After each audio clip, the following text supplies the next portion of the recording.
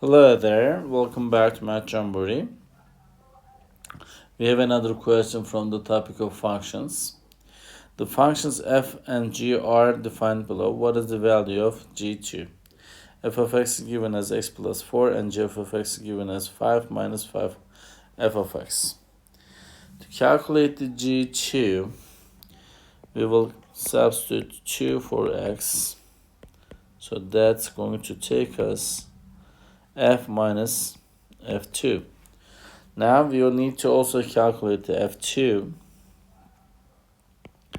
To calculate f2, we will use this equation. So 2 plus 4. So f2 is equal to 6. 6. So we will substitute this value over here to calculate the g2. This seems a little bit of confusing, but actually that is not really confusing.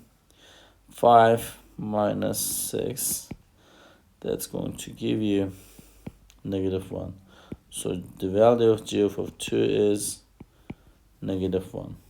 The choice C is the right answer for this question. I hope you found this video helpful. If you did, please give it a thumbs up and subscribe to our channel. And I wish you good luck on your tests and exams. See you next time. Bye bye.